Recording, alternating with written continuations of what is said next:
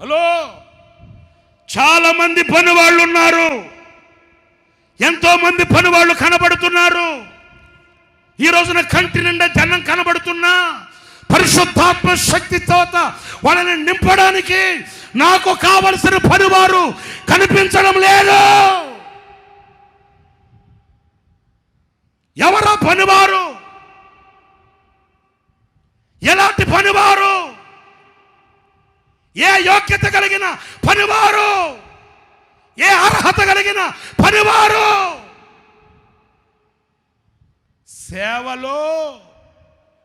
సేనలో పని చేయగలిగిన వీరులు పనివాళ్ళు కావాలి నాకు.